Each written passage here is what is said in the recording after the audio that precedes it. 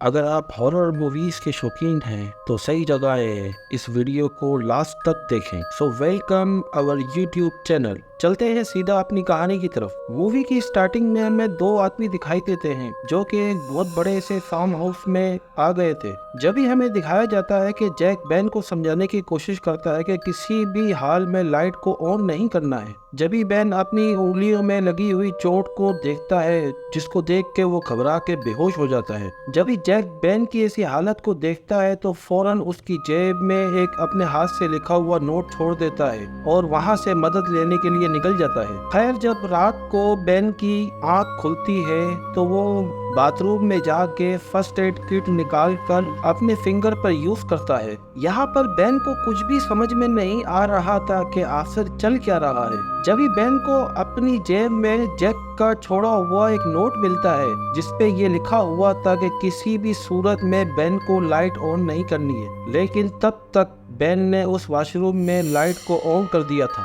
जब बेन ने वो नोट पढ़ा ही था कि तभी मेन गेट को नॉक करने की आवाज आती है। जब बेन मेन गेट पे जाके पूछता है तो बाहर से किसी की आवाज नहीं आती। जब भी हम घर के बाहर औरत के एक साय को देखते हैं और उसको बेन भी नोट कर लेता है। उस औरत के साथ उसका हस्बैंड भी था जो उसको बाहर बुला रहे होते हैं। वो खुद को इंट्रोड्यूस करवाते हैं कि वो बेन के ही नेबर्स हैं।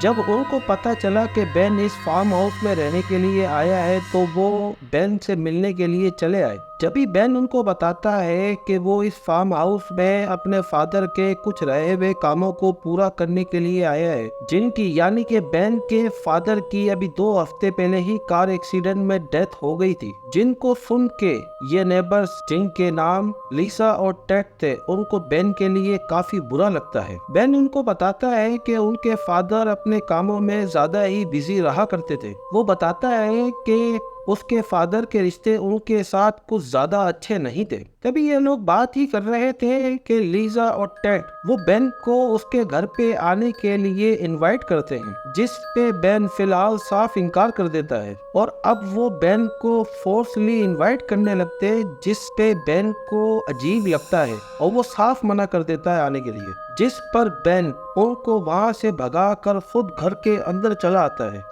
और उसी वक्त उसको जैक की भी कॉल आती है। जैक भी काफी डरा हुआ था। साथ ही साथ जैक अपनी जान किसी से बचाने की कोशिश कर रहा होता है। बेन उससे पूछता है कि चल क्या रहा है। जैक बेन को फौरन फार्म हाउस से बाहर निकलने के लिए कहता है, क्योंकि जैक के हिसाब से फार्म हाउस में कुछ न कुछ तो गड़बड़ थी। बेन को कुछ भी समझ में नहीं आ रहा था। इतने में जैक की कॉल कट जाती है। थोड़ी देर बाद बेन नोटिस करता है कि उसके फार्म हाउस के आगे से बार बार एक कार गुजर रही थी। बेन उस गाड़ी को देखकर भी अनदेखा कर देता है। जब बेन घर के अंदर अपने फादर की सेफ को ढूंढ रहा होता है तो उसको ऐसा लगता है कि घर के अंदर कोई आया है। तभी बेन को बहुत ज्यादा ढूंढने पर भी वहां पर उसको कोई भी नहीं मिलता। जब ही अचानक से उसके घर से बाहर कोई कार का हॉर्न बजाने लगता है। जब बेन बाहर जाके चेक करता है तो वहाँ पे कोई मेसन नाम का आदमी आया हुआ था, जो कि बेन के फादर आर्थर के लिए ही काम किया करता था। मेसन आज भी फार्म हाउस में स्केयर क्रो लगाने के लिए आया था। बेन उसको अब स्केयर क्रो लगाने से मना करने लगता है। बेन के बोलने के बावजूद भी वो उसकी बातों को अनदेखा कर देता है और स्केयर क्रो लगाना शुरू कर देता है। साथ ही साथ वो बड़ा अजीब बिहेव कर रहा था। इस वजह से बेन को मेसन पे बहुत गुस्सा आने लगता है। वो मेसन को मारने के बारे में सोचता है, लेकिन साथ ही कुछ दिमाग में ख्याल आने के बाद वो इसको रोक देता है और मेसन को उसका काम खत्म करके वहां से जल्दी जाने के लिए बोल देता है। बेन घर के अंदर आकर जैक को दोबारा से कॉल करने की कोशिश करता है, लेकिन अब जैक का नंबर ऑफ हो गया था। ये जानकर बेन टेंशन में आ जाता है। तभी उसको वापस से घर में किसी के होने का एहसास और साथ ही साथ आवाजें भी आने लगती हैं। इस बार जब वो घर में चेक करने लगता है तो उसको ऊपर वाले रूम में एमी नाम की एक लड़की मिलती है, जो कि उसके फादर आर्थर को पहचानती थी। बेन के लिए ऐसे उसका घर के अंदर आ जाना काफी अजीब था। एमी बताती है कि आर्थर ने ही उसको इस घर की चाबियां दी थी, क्योंकि बेन का फादर आर्थर एमी की लाइब्रेरी में बुक्स लेने जाया करता था। साथ ही साथ एमी बताती है, मैं तुम्हारे सामने इसलिए नहीं आ रही थी क्योंकि मुझे पता ही नहीं था कि आर्थर का कोई बेटा भी है। तभी बेन यहाँ एमी को बताता है कि उसके फादर और उसके बीच में रिश्ते कुछ ज्यादा अच्छे नहीं थे। वो बताता है कि मैं यहाँ पर जैक के कहने पे आ गया हूँ। साथ ही साथ वो एमी से पूछता है कि तुम मेरे फादर के फार्म हाउस में कर क्या रही हो। बेन के पूछने पर एमी बताती है कि इस शहर में बड़े अजीब लोग रहते हैं। वो बताती है कि इस शहर में जब बहुत ज्यादा लोग गायब होने लगे तो वो अपनी जान बचाने के लिए इस घर के अंदर आ जाती है। अब यहाँ बेन को समझ में नहीं आ रहा था कि आखिर शहर में चल क्या रहा है। तब जब एमी जैक के बारे में पूछती है तो बेन उसको बताता है कि जैक उसका बहुत अच्छा दोस्त है और आज बताता है कि आज मेरी जैक के साथ फाइट हो गई थी एक बार में, उसके बाद का मुझे कुछ भी याद नहीं। और साथ ही साथ बताता है कि मुझे जैक ही इस घर में छोड़ गया है। तभी एमी और बेन आपस में बात कर रहे ही होते हैं तो मेसन बाहर से फिर से हॉर्न बजाना शुरू कर देता है। अब इस चीज की वजह से बेन बहुत ज्यादा गुस्से में आ चुका था, इसलिए बेन गुस्से के आलम में बेसबॉल बैट बाहर लेके जाता है ताकि वो मेसन को मार सके। मेसन के बारे में जानकर एमी बेन को बाहर जाने से रोकने लगती है। एमी की बातों को नजरअंदाज करके बेन मेसन को मारने के लिए बाहर चला जाता है और साथ ही बोल जाता है कि तुम दरवाजा बंद रखना। एमी यहाँ पर अभी भी डरी हुई दिखाई देती है और बेन के वापस आने का इंतजार करने लगती है। तभी उसको एक विंडो पर लिसा और टेड बाहर दिखाई देते हैं। वो एमी को भी बाहर बुला रहे थे जैसे वो स्टार्टिंग में बेन को बाहर बुला रहे थे। तभी एमी भी बाहर चली जाती है, लेकिन जैसे ही वो गेट खोलती है तभी बेन भागता हुआ अंदर आता है। तभी हमें दिखाई देता है कि बेन के ऊपर लिसा, टेड और मेसन ने मिलकर बहुत खतरनाक अटैक किया होता है। बेन खुद को छुड़वाने की बहुत कोशिश करता है लेकिन वो छूट नहीं पाता। तभी एमी बेन की मदद करती है और वो किसी न किसी तरह करके अंदर आ जाते हैं और हमें दिखाया जाता है कि अभी भी मेन डोर खुला है। वो तीनों बाहर खड़े हैं लेकिन मेन डोर खुला होने के बावजूद वो अंदर नहीं आ रहे थे। ये बहुत अजीब बात यहाँ पे दिखाई देती है। इस चीज को देख के बेन और एमी दोनों ही शॉक्ड हो जाते हैं। ये सोचते हैं कि ये हमें बाहर बुला रहे हैं, कोई ना कोई तो बात जरूर है। अभी ये दोनों मेन डोर बंद कर देते हैं और एमी बेन के चोटों की मरहम पट्टी करने लगती है और उसी के बॉक्सिंग बैंड को उसके जख्मों पर बांध देती है ताकि खून बहना रुक सके। और ये दोनों बहुत ही ज्यादा घबराए हुए दिखते हैं क्योंकि दोनों में से किसी को भी कुछ समझ में नहीं आ रहा था। पहले तो बेन को ये समझ में आ रहा था कि वो ब्लैक है, इसके लिए वो इसके पीछे पड़े हुए हैं, इसलिए अब बेन अपने फादर का सेफ वहाँ से ढूंढकर बस अब निकलना वहाँ से चाहता था। तभी एमी बताती है कि उसके फादर को मालूम था कि शायद ये सब चीजें जरूर होंगी क्योंकि बेन के फादर आर्थर ने एमी को बोला था कि जब सिटी में कुछ अजीब चीजें होने लगे तो तुम मेरे घर में आ जाना। आर्थर भी खुद कुछ चीजों पे रिसर्च कर रहे थे जो कि डीमन से रिलेटेड थी। बाहर जो लोग मौजूद हैं असल में वो कैनिबल्स हैं जो कि इंसानी गोश्त खाते हैं। ऐसी बातें सुनने के बावजूद बेन उन बातों पर भरोसा नहीं करता क्योंकि वो शहर में पला बड़ा था और अब भी यहाँ पे बेन अपने फादर के सेफ को ढूंढना चाह रहा था। तभी एमी देखती है कि बेन को अपनी जान से ज्यादा उस सेफ की फिक्र है, यानी उस सेफ में रखे हुए पैसों की फिक्र है। तभी हमें दिखाई देता है कि एमी बेन पर इन बातों पर बहुत गुस्सा करने लगती है। तभी एमी का गुस्सा कम करने के लिए बेन एमी को बताता है कि वो पैसे उसने जैक को देने हैं क्योंकि यहाँ बेन बताता है कि वो एक बॉक्सर है और जैक बचपन से ही उसका ट्रेनर है और बेन की ही कुछ गलतियों की वजह से उसका बॉक्सिंग लाइसेंस कैंसिल हो गया जिससे जैक और बेन दोनों ही डिप्रेशन में आ जाते हैं। ये सब कुछ कम नहीं था, तभी जैक को पता लगता है कि उसको कैंसर भी है। तभी बेन ने डिसाइड किया कि वो आर्थर के पैसों से जैक का इलाज करवाएगा। ये सब बातें एमी को बताते हुए बेन बहुत ज्यादा इमोशनल हो जाता है।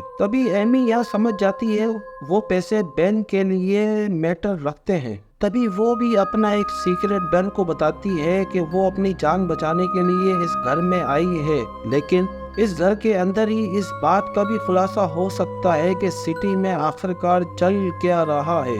और आर्थर भी इन्हीं बातों की रिसर्च कर रहे थे। अब एमी बताती है कि मैं सब कुछ जानने के लिए पहले भी पूरे घर में घूम चुकी हूँ, इसलिए मुझे पता है कि सेफ कहाँ है। एमी बताती है कि सेफ एक स्टोर रूम में उसका रास्ता बाहर से होकर जाता है, क्योंकि वो दोनों ही जानते थे कि बाहर बहुत ज्यादा खतरा है, और वो दोनों बहुत तैयारी के साथ बाहर निकलते हैं और उन्होंने अपने लैंप को भी बुझा देते हैं, क्योंकि लाइट के होते हुए कोई भी उनकी तरफ ना आए। और जैक ने भी यही बात उस नोट में लिख के छोड़ी थी कि लाइट किसी भी सूरत में ऑन नहीं करना। तभी बेन के बाहर जाते ही लिसा बेन के ऊपर हमला कर देती है, क्योंकि वो इंसानी चीजों को सूंघ सकती थी। तभी एमी किसी न किसी तरह बेन को अपने साथ स्टोर रूम में ले आती है, जहाँ पर उनको कुछ किताबें मिलती हैं, जिस पर बेन के ग्रैंडफादर की कुछ पिक्चर्स होती हैं। तभी यहाँ बेन बताता है कि असल में 1 अक्टूबर 1969 को उसके ग्रैंडफादर के चर्च में आग लग गई थी, जिसमें उनकी मौत हो गई थी, मगर पुलिस रिपोर्ट में आग लगने की तारीख बिल्कुल गलत लिखी हुई थी। तभी बेन को याद आता है कि यही डेट आर्थर के सेफ लॉक का पासवर्ड है।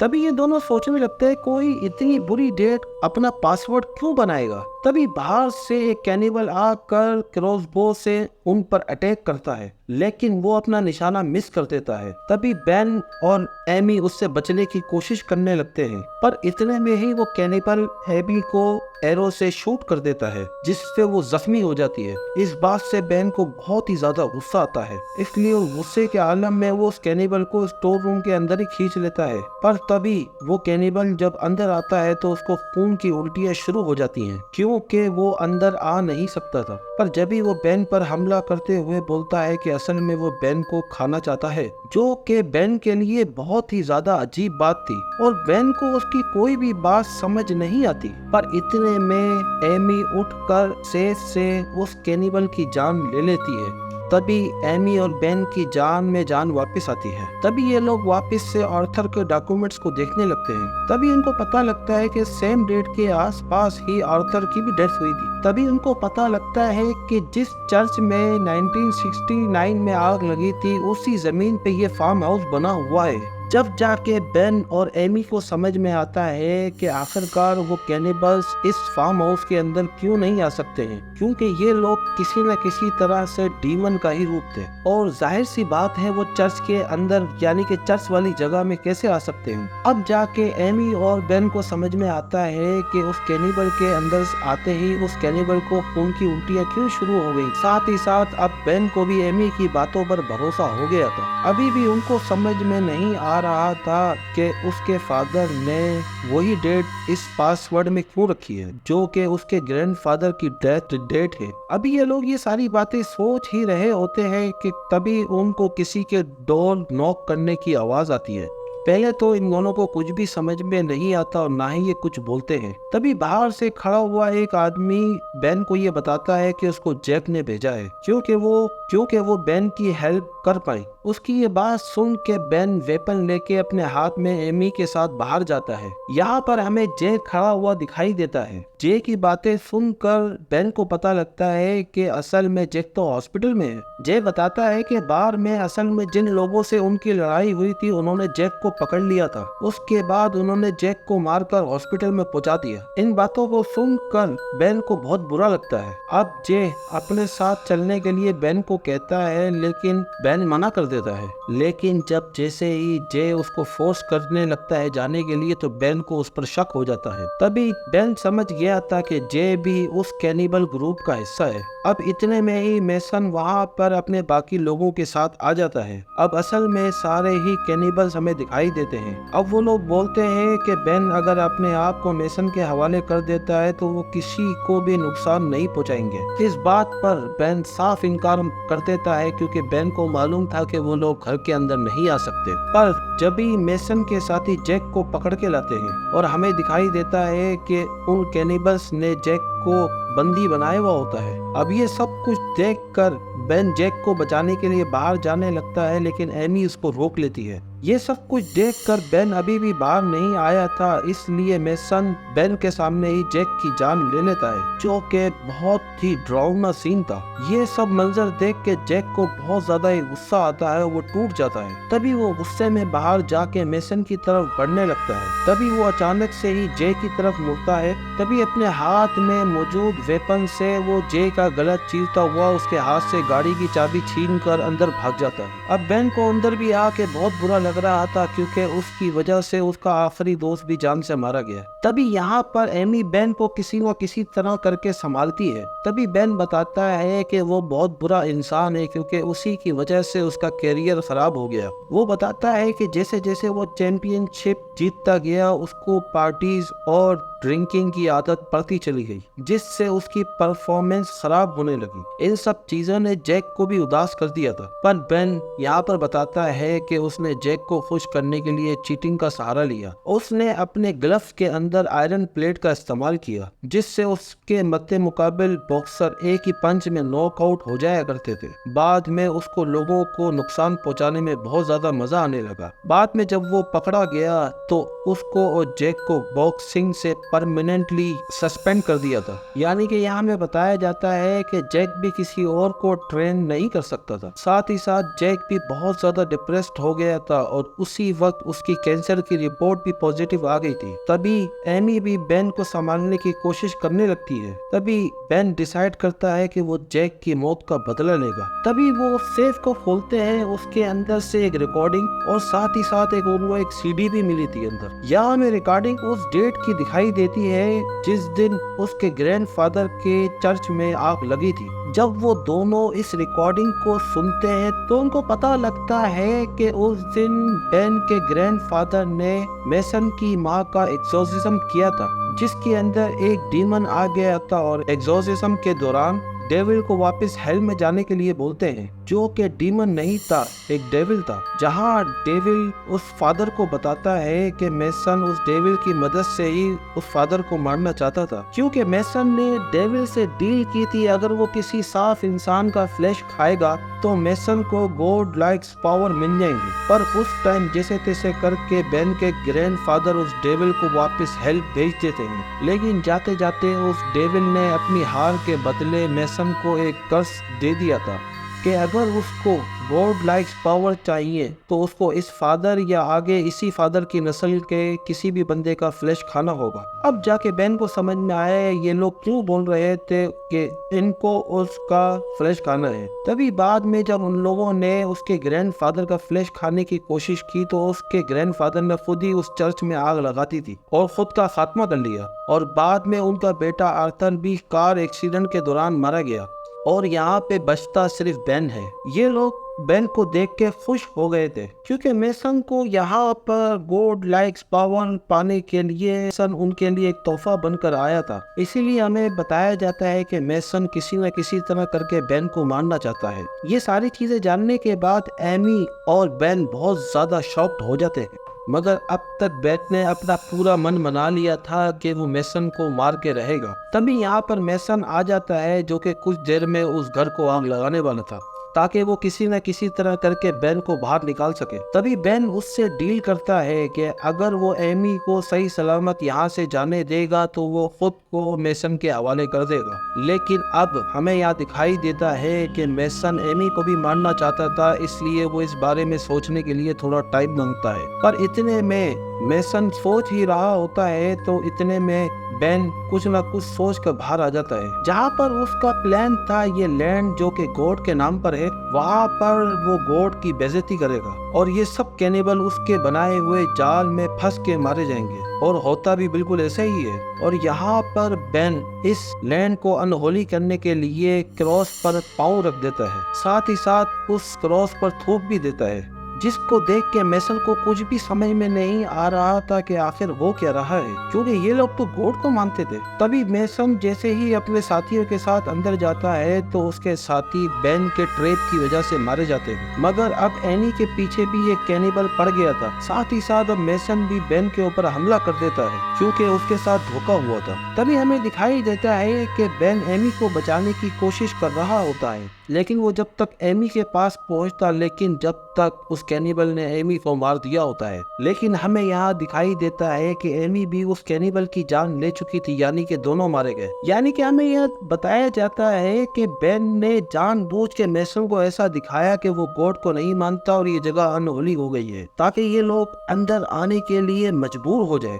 और यहाँ होता भी ऐसा ही है। ये सब कुछ देखकर बेन को बहुत गुस्सा आता है, लेकिन वो मेसन के सामने कुछ भी नहीं कर सकता था, इसलिए वो हार मान के बैठ जाता है। यहाँ हमें दिखाई देता है कि जैसे ही मेसन को मौका मिलता है तो वो बेन की गर्दन में काट के उसका फ्लैश खा लेता है, जिससे वो बहुत खुश होता है। लेकिन बेन मेसन से ज्यादा खुश होता है, क्योंकि असल में ये सब कुछ बेन का ही एक ट्रैप था। क्योंकि हमें यहाँ पे ट्विस्ट दिखाया जाता है कि बेन असल में बेन था ही नहीं। यहाँ हमें बताया जाता है कि बेन को तो असल में रिहैब सेंटर पहुंचा दिया गया था, जहाँ पर वो असली बेन से मिला था, जिस पे बेन ने ही उसे आर्थर की सेफ के बारे में बताया था, जिसमें पैसे हो सकते थे। क्योंकि वो आदमी असल में अच्छा आदमी नहीं था, तो उसने वो पैसे चुराने की सोची। ये सब बातें सुनने के बाद मेसन बहुत ज्यादा परेशान हो जाता है, क्योंकि वो आदमी जो कि बेन हमें बताया जाता है, वो आदमी बुरा होने की वजह से मेसन की पावर कम होने लगी थी। उसको यहाँ पर किसी नेक इंसान का फ्लैश खाना था, यानी कि आर्थर के नस्ल में से किसी को। लेकिन यहाँ पर तो कुछ उल्टा ही हो गया था। तभी इन चीजों का फायदा उठाते हुए एमी भी पीछे से नकली बेन की मदद करते हुए मेसन को भी उसी तरीके से मार देती है, जैसे कि उसने पहले कैनिबल को उस सेफ से मारा था। यानी कि यहाँ पर एमी बच गई थी। तभी यहाँ पे हम अगले दिन जे की कार के मदद से नकली बेन और एमी को इस सिटी से बाहर जाता हुआ देखते हैं, जहाँ पर एमी उस नकली बेन से उसका असली नाम पूछती है, जिस पर ये मूवी यहीं पर खत्म हो जाती है। अगर आपको ये वीडियो पसंद आई हो तो चैनल को सब्सक्राइब, वीडियो को लाइक और इस वीडियो को अपने फ्रेंड्स तक शेयर करते जाइएगा। Thank you.